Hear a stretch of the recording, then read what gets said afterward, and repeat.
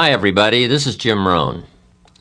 Over the years, I have repeatedly encouraged people in search of the good life to make use of a journal. Invariably, at the conclusion of a seminar, a number of people are sufficiently inspired by learning of the effect journals have had on my life to start using one of their own. Unfortunately, inspiration and enthusiasm quickly fade in the face of all those blank pages. Instead of finding new answers to life, the journal seems to open a floodgate of new questions, such as, what am I supposed to write? Should I only write about business events? How often should I be writing? What kind of journal is best? Does spelling count? The purpose of these tapes, then, is not only to explore the incredible value of recording your life's experiences, but also to examine the endless uses and methods of keeping a journal. Hopefully, by the conclusion of this program, your questions will have been answered, and you will be confidently embarking on a new adventure in achievement with the vehicle of pen and paper. The first thing to understand about a journal is that it's your book. And because it is yours, you must be the one to select the size and style you feel most suits your needs and personal preferences. Like a favorite armchair, a journal must be comfortable enough that you will want to go to it often. You may, in fact, find yourself experimenting with a variety of journals over the years as your needs and tastes change. During the past 25 years, I'd be willing to bet that I've tried almost every conceivable system of capturing ideas on paper, from loose-leaf binders and file cards to dime store notebooks and hardbound volumes. I've had big journals and little journals, journals with lined pages and journals with blank pages, all of which met a certain need at a certain period in my life. And believe me, you too will undoubtedly go through half a dozen different methods over the years, and that's to be expected. As you continue to grow and develop, you will soon discover that last year's systems won't likely meet this year's needs. You see, one of the keys to success is flexibility. We must always be on the search for more effective methods to facilitate and accommodate new ideas. But let's face it, in the beginning, the only thing that matters is that you develop the journal habit. The journal we've included with this tape program may or may not be exactly what you're looking for, but just start using it. Like ordering Chinese food for the first time, the only way to find out which dishes you will or will not like is to try a few. By using this journal to get you started, you will not only develop the journal habit, but you will also discover in the process of using it what you like or do not like about it. Then when you've finished, you can always look for a journal that is more tailored to suit your specific needs. And I would suggest that when you go to buy your second journal, that you take the time to get just the right one. Remember, the use of anything received will always be in direct proportion to how it makes you feel when you use it. The color and material of the binding, the texture of the paper, the width of the lines or the absence of lines are important considerations. If you feel lines tend to restrict your creative flow, then go with blank pages. If you feel uncomfortable with blank pages, then choose line pages. Hey, it's your book.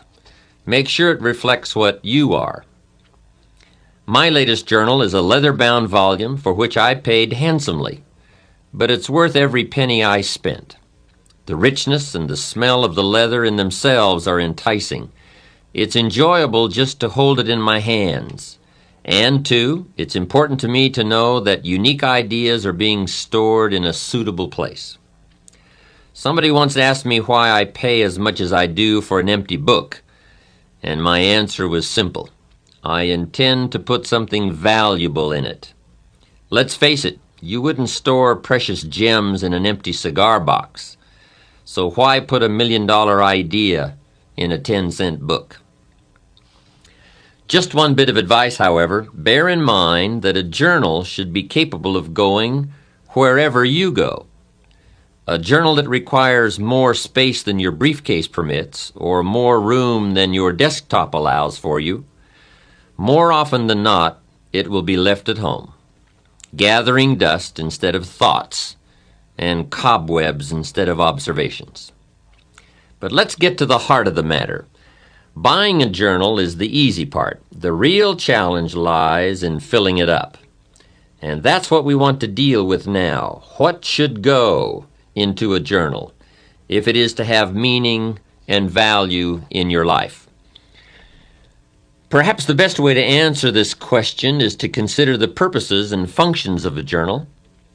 Once the matter of why we should write is clear, then the what we should write will become immediately apparent. There are so many functions performed by a journal that I could conceivably spend the remainder of this tape and a half a dozen others discussing them.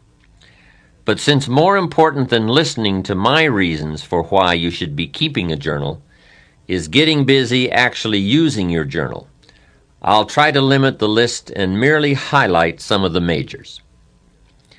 One of the unique characteristics of a journal is that it offers you an effective way to figure it all out.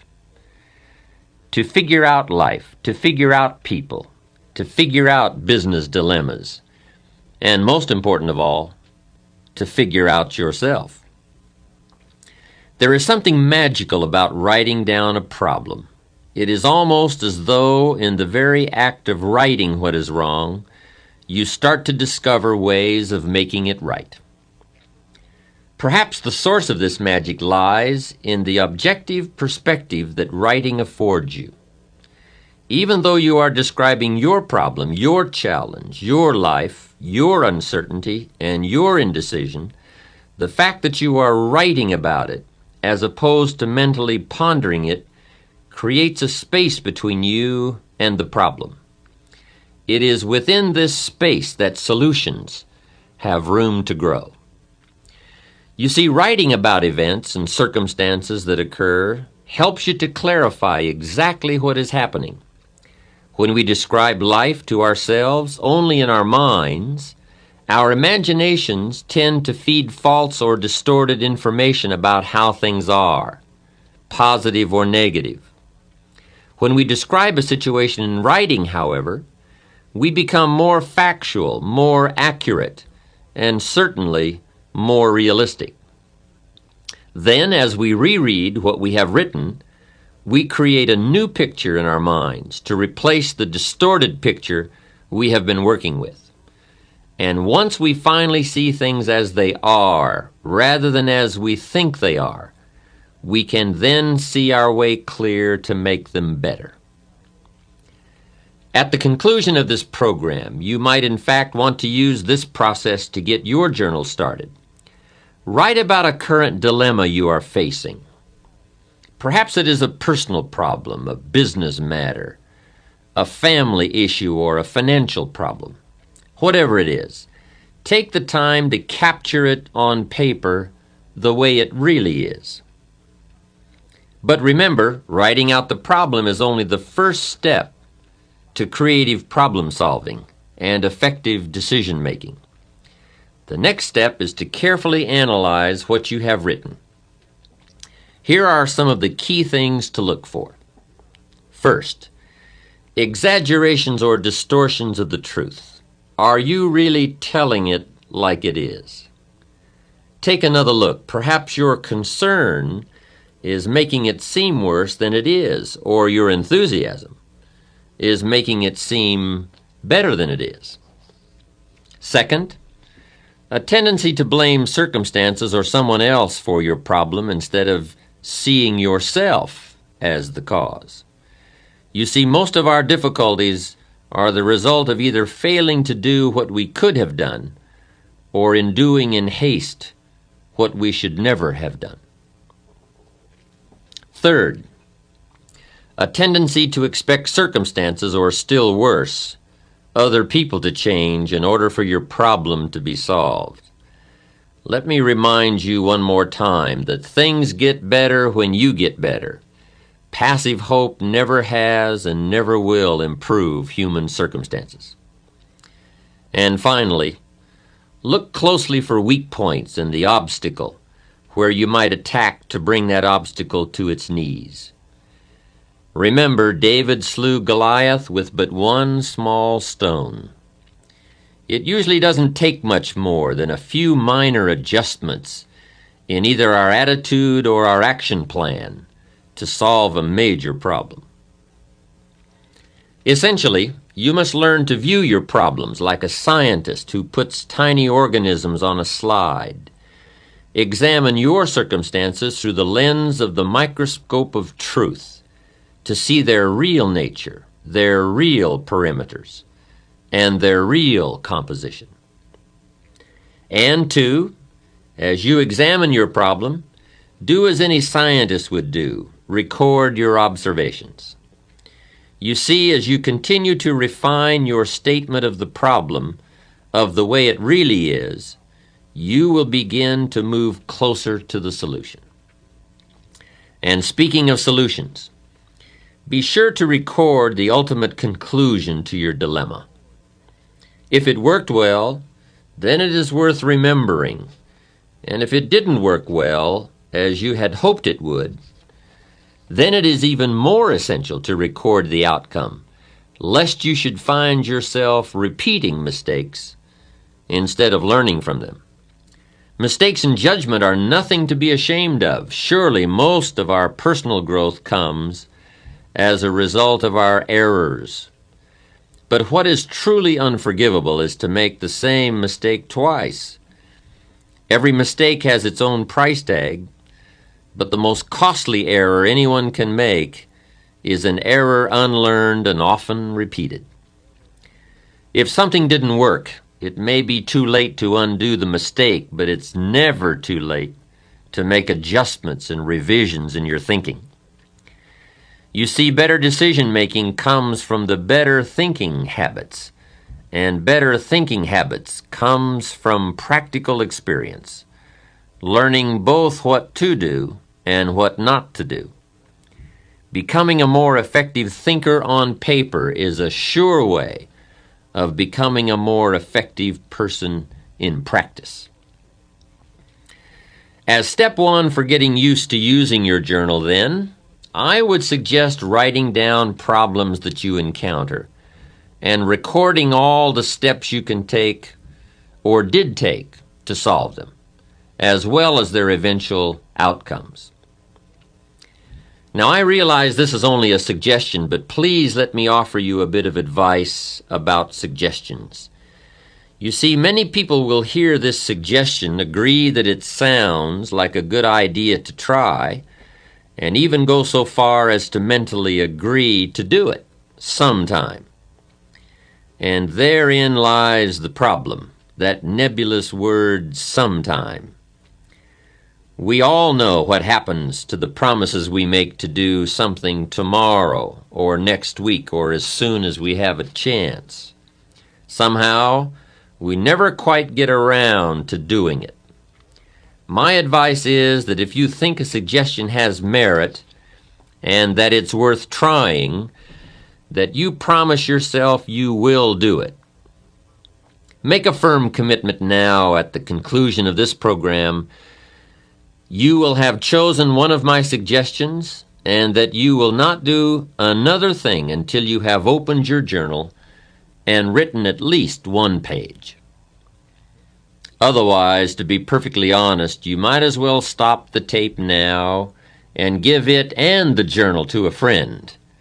For surely if you lack the discipline to start a journal, it is highly unlikely that you will ever have the discipline to continue to use one either. This leads us into a second function of your journal, which is the capturing of good ideas. How many times as we go through the day do we come across a good idea, a unique quote, an interesting piece of information, or even a significant personal discovery? And each time we do, we mentally say to ourselves, I must remember that. Now, I'm willing to admit here that the human mind is a remarkable thing, but I also know from experience that the human memory leaves a lot to be desired. I think Emerson captured it best when he made this statement: I suppose that every old scholar has had the experience of reading something in a book which has significance to him, but which he could never find again. Sure he is that he read it there, but no one else ever read it, nor can he find it again, though he buy the book and ransack every page. How true! What we do not somehow capture today is lost forever. There are a lot of things in life that we can trust, but my experience has taught me that the human memory is most definitely not one of them. There are so many sources of insight and inspiration all around us. Good ideas flow in abundance from sermons and lectures, from books and magazines, television documentaries, business meetings, and conversations.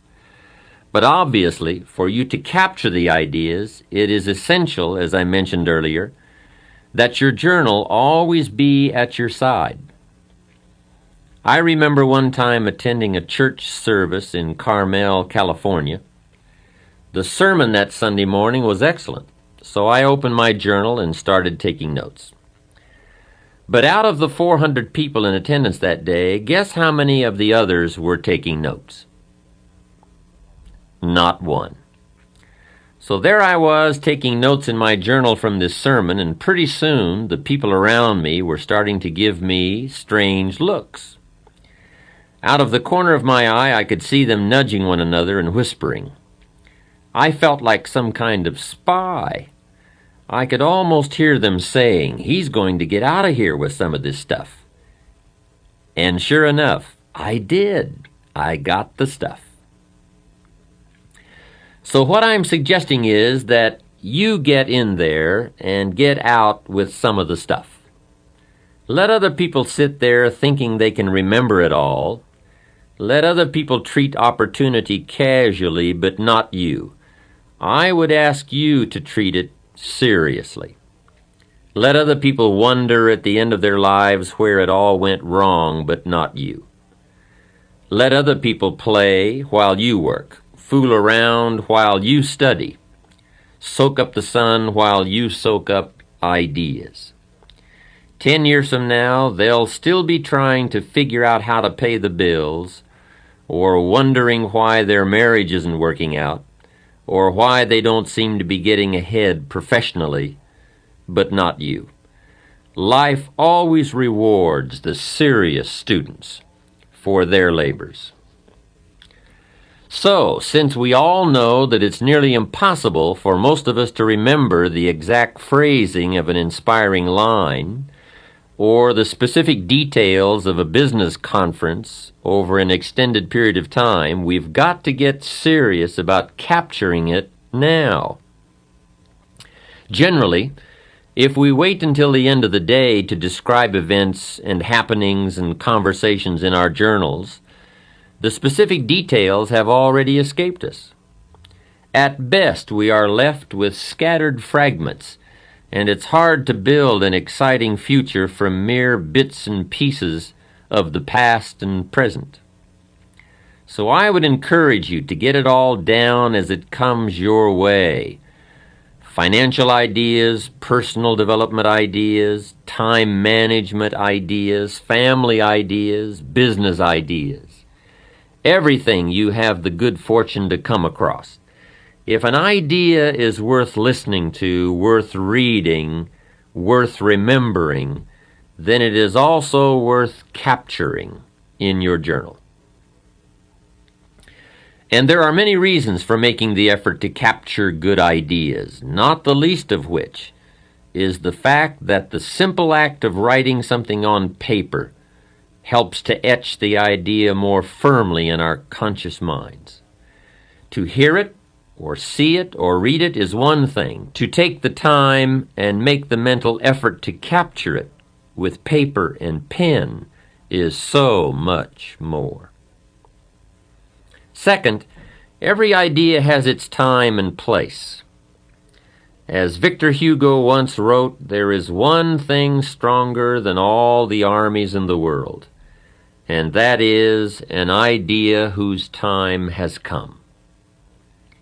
Perhaps the ideas you capture today will not have any specific meaning or purpose in your life at this moment, but ultimately at some future point in time when you march into battle, the armory of ideas you have carefully and conscientiously assembled over the years will serve you well. Here's another interesting phenomenon about ideas.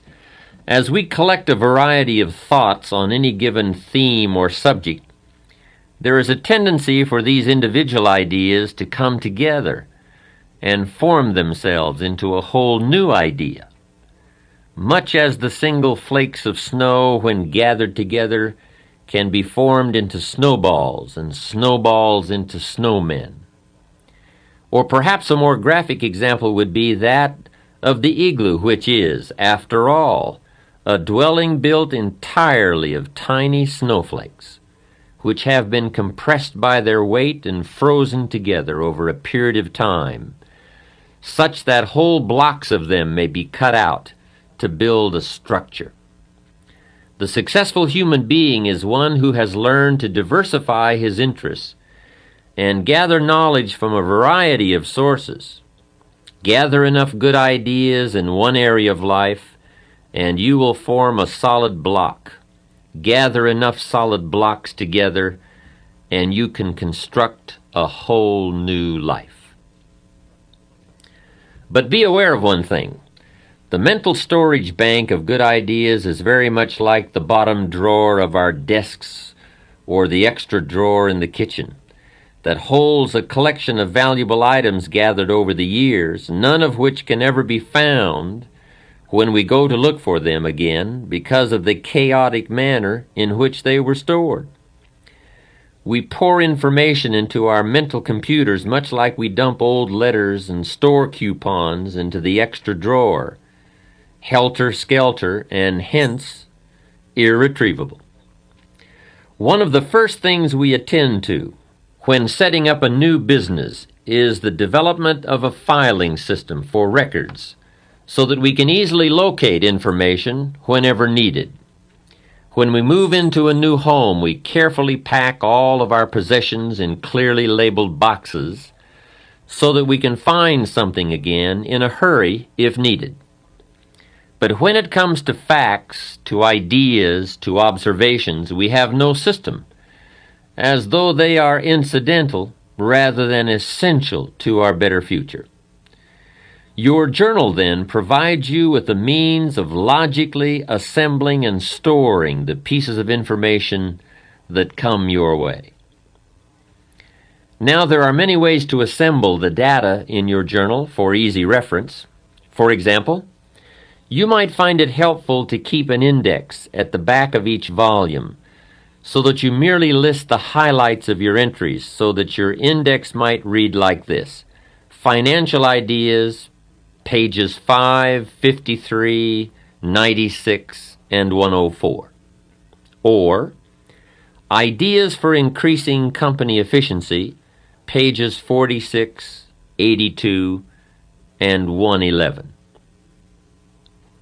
At one time, I used to keep 3 journals, one for personal observations, one for business notations, and a third for creative ideas for a book I was writing. Of course, it didn't take me long to discard that system. Carrying 3 journals around the world is no easy task. Then I tried using 3 colors of ink in the same journal, so that at a glance I could focus on any one of the 3 areas.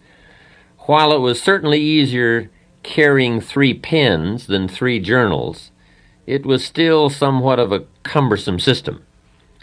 When the ideas are flowing fast and furious, you don't always have the time to search for a red, a green, or a blue pen. The method I finally settled on was setting aside certain sections of my journal for specific uses. For example, at the back of my journals I have a separate section for recording my goals, for listing interesting quotes, and for thoughts on new speech material. Perhaps you may want to set aside part of your journal for specific ongoing projects or interests that you feel might warrant a section of their own.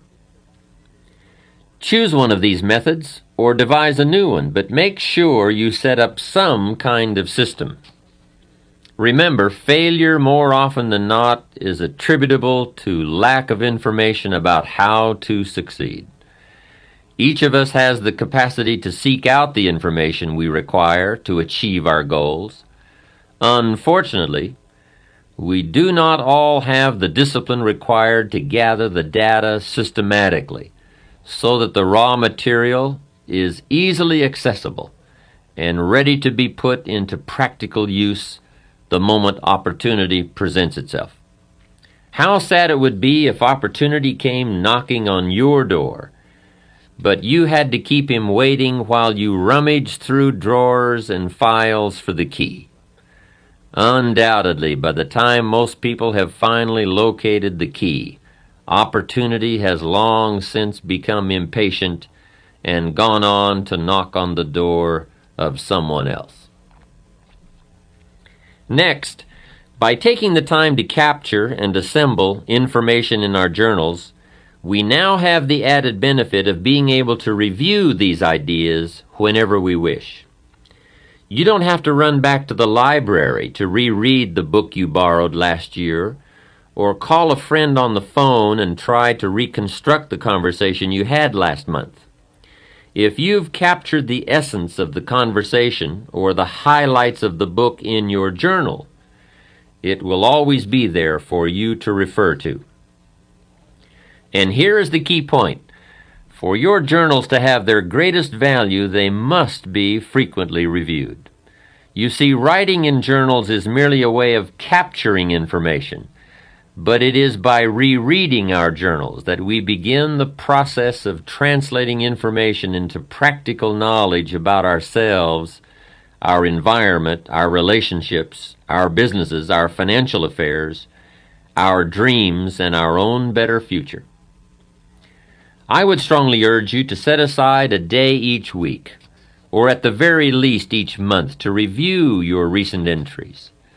And then once a year, take all of your journals off the shelf and read them from cover to cover.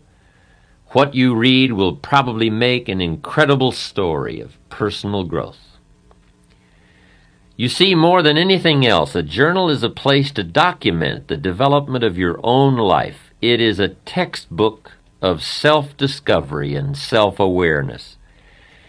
In fact, sometimes what you don't write can be as revealing as what you have written.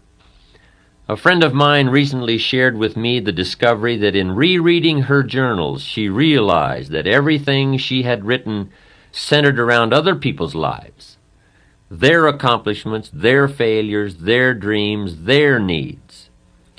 I finally realized, she said, that I had spent most of my adult life as a mirror reflecting everybody else's existence, rather than as a human being living a life of my own. In the pages of a journal, our innermost feelings and dreams are revealed, as are our strengths, our weaknesses, our positive attributes, and our negative habits and characteristics. If not in the words themselves, then at least between the lines of what we have written are the shadows of self-doubt, pride, envy, jealousy, and anger. Just as actions speak louder than words, so too will journals often say more than what we have written. A journal, then, should also capture your observations and reactions, for somewhere between what we see and what we do will be revealed what we are. Capture on paper the events, the circumstances, and happenings of your life. Describe the near miss you had while driving to work on the freeway. Outline your observations of people's behavior at the office party. Paint the picture of your day at the beach, the pounding surf, the soaring gulls, the distant sails. And then when you have written about what your eyes have perceived and your ears have heard, go one step further and describe your feelings, your emotional responses to life. Describe your feelings when you learned that John got the promotion that you felt was rightfully yours, or when you learned that Sally is getting married next month to your ex-husband. Describe it all. Don't miss any of the events of your life. Capture the joy of your victories as well as the agony of your defeats. And remember, it doesn't have to be a monumental occurrence to be worth capturing. Truly, most human lives consist of and evolve around minor happenings. So even a minor event and your response to it can have a major impact on how your life turns out. You see, part of the human experience, perhaps the most important part, lies in learning to translate these events which occur outside of us into words and emotions within our inner worlds. The better we become at describing what goes on around us, the better we will be able to understand some of the conflicts and turmoils which take place within us. Cause and effect always go hand in hand. Trying to understand or deal with the effects without a clear picture of the cause is a rather hopeless situation to be in. Remember that all human emotions are effects which can be traced back to particular events or causes. A better understanding of events will always give us a clearer picture of the effects we may be experiencing. Also, on the subject of events and feelings, you will find as you begin to open up and really tell it like it is, that your journal becomes an excellent, empathetic friend. One who will listen to all you have to say about your joys, your pain, your fears, or your concerns. And I would strongly urge you to get these emotions out of your head and onto the page. For powerful negative emotions are diminished by writing, and powerful positive emotions become explosive. You see, writing about your fear reduces its strength, and capturing your excitement magnifies its power.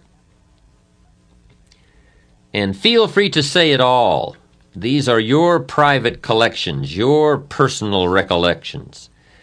They are not going to be read aloud at the next staff meeting, used in court against you, or published in the New York Times. Write freely. Don't let anything inhibit your flow of your thoughts.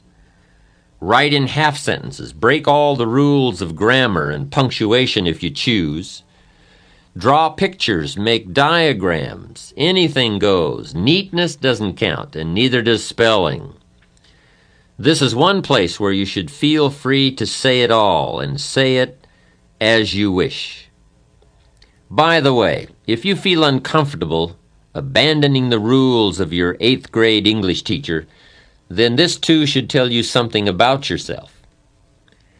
Hey, you are even free to do the worst thing of all. Use somebody else's words. Glue in newspaper articles, cartoons, quotes, whatever you wish. No one is going to give you an F for plagiarism in your journal. There is only one suggestion I would offer concerning the format of your journal, and that is to record the date, time, and location of each entry. Not only will this provide you with a means of measuring your progress, your growth trends, the different phases of your life, and your changing attitudes, but where and when you write can in themselves provide interesting revelations. A man wrote to me several months ago to share such a discovery he made from his journals. It seems that in reviewing his writings of the past year, he had noticed a definite negative pattern emerging. Every entry on a Wednesday afternoon or evening outlined thoughts of self-doubt, discouragement, and uncertainty about the direction he was headed in. It did not take long for him to track down the source of those defeating thoughts. Wednesday was the day when he had lunch with 2 colleagues from his former place of employment. To test the validity of his theory, He flipped back to the Wednesdays when, due to illness, vacations, or business matters, the luncheons had not taken place, and sure enough, there were no negative entries on those particular days. Having reached the conclusion that these luncheons were costing him far more than the price of the meal, it did not take him long to take the necessary steps to solve the dilemma. Others have discovered such interesting tendencies as writing about personal concerns while at the office and business matters at home, or feeling particularly inspired and eager before leaving for the office in the morning, and completely exhausted and enervated by 10 a.m.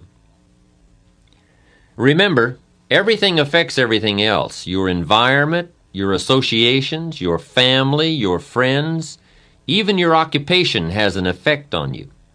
So, too, do the books you read, the television programs you watch, and the conversation you engage in. But influencers are often very subtle, making it difficult to detect the effect they are having until the damage is done. Like tiny little holes in a tire which can go undetected for hundreds of miles, the little pinpricks of subtle negative influences will eventually leave you just as deflated after a while. Your journal then becomes like a photograph album, capturing moments in your life. The only difference is that a photograph album, kept for many years, reveals physical changes in yourself and your environment, while journals over a period of time reflect mental changes within yourself and about your environment. But perhaps the most important function your journal performs lies in the area of communications.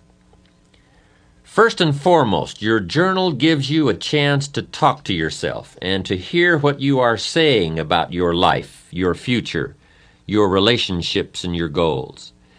As you begin to develop the habit of writing down your problems, recording your observations, emotions, and reactions to life's events, you will undoubtedly find yourself both posing and responding to a whole new set of questions about your past, present, and future. Why did I say that? Why does he always make me feel that way? If I follow this course, where will I be 5 years from now? As you begin to both ask and answer yourself on paper, you will be amazed at the incredible leaps in personal understanding and self-awareness you will experience.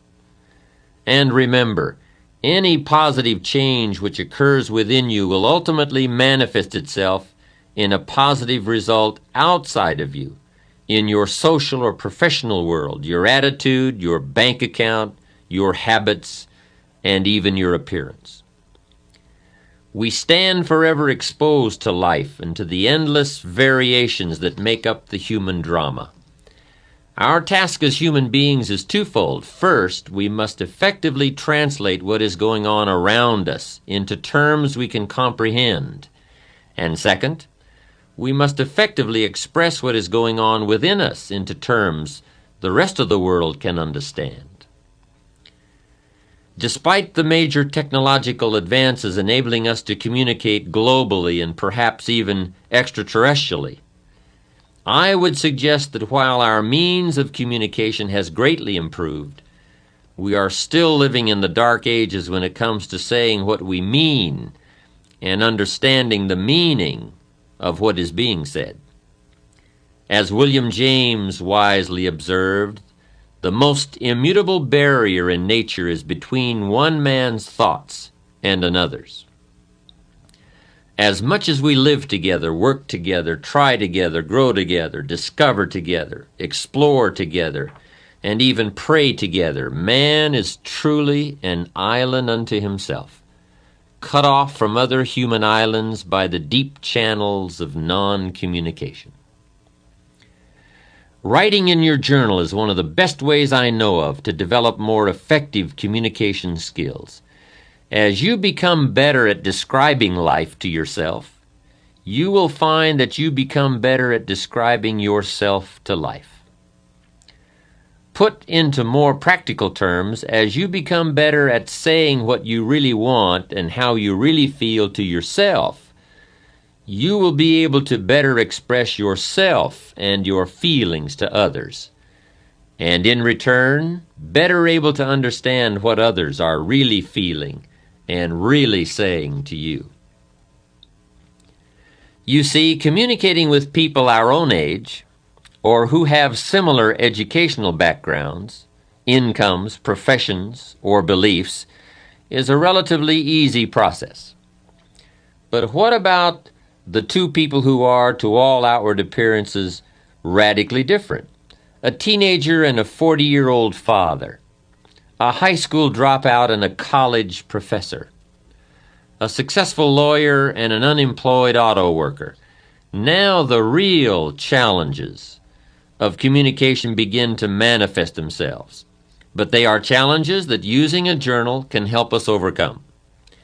You see, regardless of the differences in our outer worlds, inside human beings are all basically alike. We've all known sorrow, maybe not from the same event, but we've all experienced the emotion. We've all known the joy of achievement, perhaps in different circumstances, but certainly the same feeling. Regardless of our outward differences, those basic human needs and emotions will always provide a common ground or build a bridge for effective human communications. You see, by the time we have reached adulthood, most of us have experienced almost every aspect of the human drama in one form or another. The problem is that most of the experiences have gone right on by us. We have never taken the time to capture them, to ponder them, to analyze how we felt at that time, how we responded to others while we were in those circumstances, or what our priorities and needs were during that period in our lives. Suppose, however, that you took the time to capture the events and happenings of your life on purpose with paper and pen, so that you always had a wealth of experiences from which to draw. Imagine now what an incredible impact this awareness could have on your life. How it could help to bridge the gap between you and your children, your clients, your associates, your neighbors. You see, if you will but take the time to capture how it is for you at any given point in your life, then you will always be in a position to relate to how it might be for someone else at this moment in their lives. The situations might be different, but the basic needs and emotions never are. We don't have to dress alike or go to the same schools or be the same age or sex to feel the same way. Use your journal then as a textbook for life. Use it to capture the full range of human emotions that you continuously gather from your experiences. I promise you that if you will take just a little time to capture your experiences, the end result will more than repay you for the time you invest.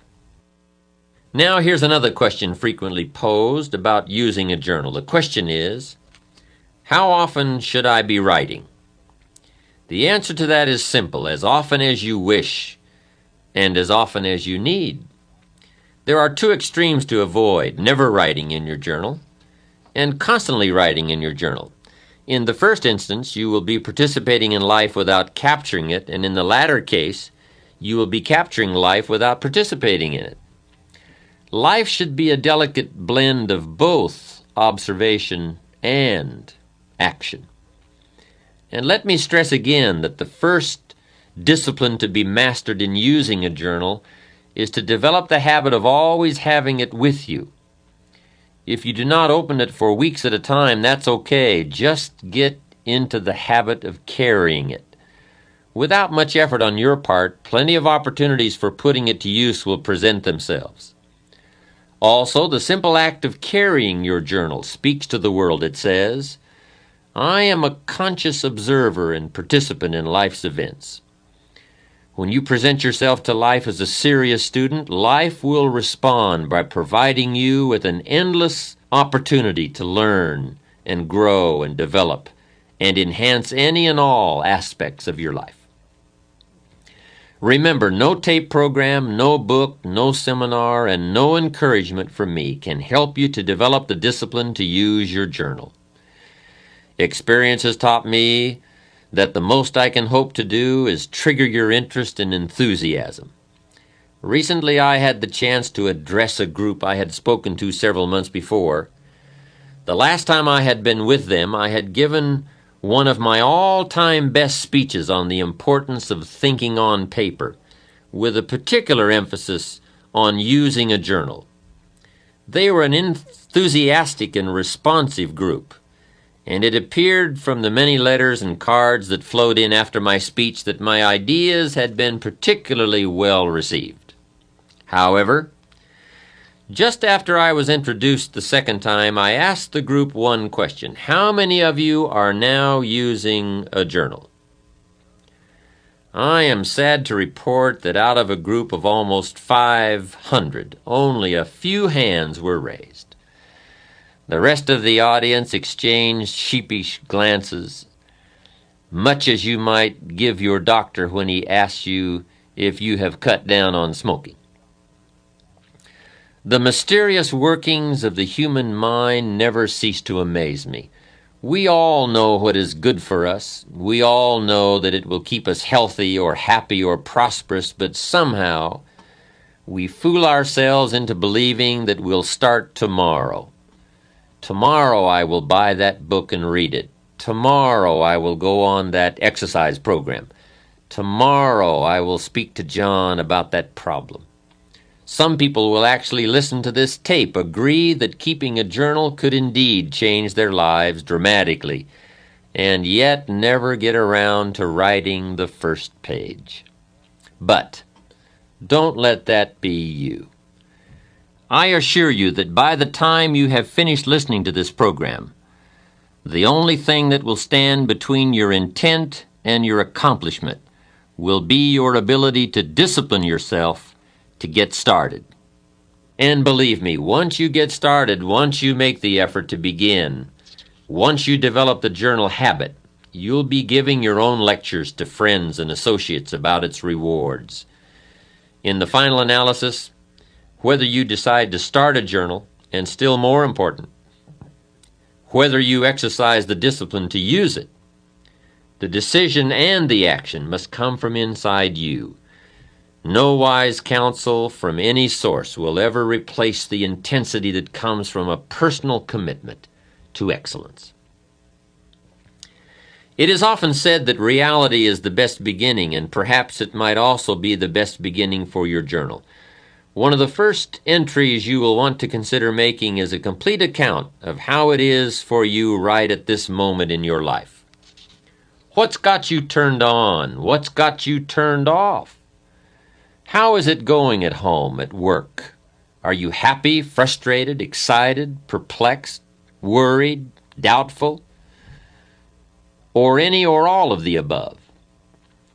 You may want to write a brief description of how it's going in each area of your life, and honestly tell it like it is. Perhaps in your writings you will uncover a particular void in your life that needs to be filled, or a major obstacle that must be tackled if things are to work out for you as you want them to. Use your journal to then chart out a course of action to eliminate whatever is standing between you and your better future. Examine your progress. Outline the steps you've taken or could still take. By the time you've dealt with these issues, your journal will have already become invaluable. If you find you are still having difficulty getting anything on paper, one of the first entries you might consider making is an explanation of why you bought the journal in the first place. If you will but pause to consider what you hope to achieve by using a journal, then what to put into its pages will be obvious. If, for example, you bought a journal to record your feelings, then write about your feelings. If you bought it to keep track of business developments, then write about your meetings, your clients, and the ideas you have about improving the products or services of your company. A journal should be used in response to a specific need, a need to express, to analyze, to ponder, to explain, to record, to consider, or to examine some or all of the elements and aspects of your life. And remember, there is no correct set of procedures for keeping your journal. Journals are as unlimited in possibilities as are the individuals who use them. Journals and life share one unique characteristic. Both provide you with a space to fill as you wish. And for those who are not yet sure how they wish to fill life spaces, a journal offers you a chance to paint mental pictures of the limitless paths you could travel. In a novel, an author places imaginary characters in imaginary circumstances and then predicts their behavior and responses to these events. So be the author of your own life. Create on paper a set of circumstances, then place you in the middle of them.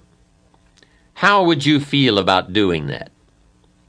What would it be like to live in that city? Being there. How would you feel having those responsibilities or those freedoms?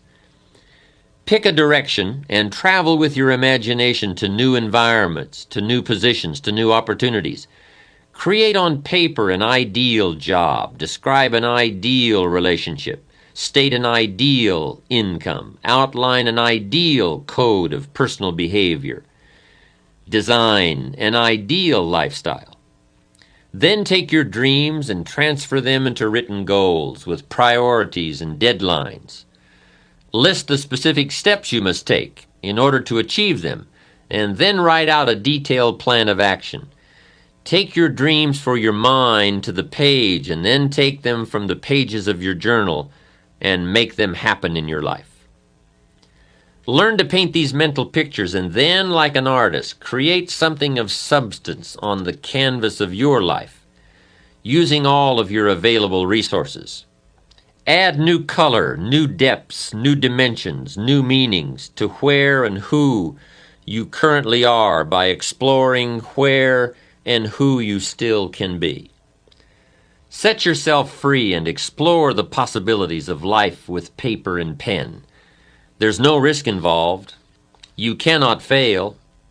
Stretch yourself mentally, expand your inner horizons, and you will find that life will respond in kind by presenting you with new opportunities and associations, new experiences from which to grow and learn, and new circumstances in which you will become more than you had previously dreamed possible.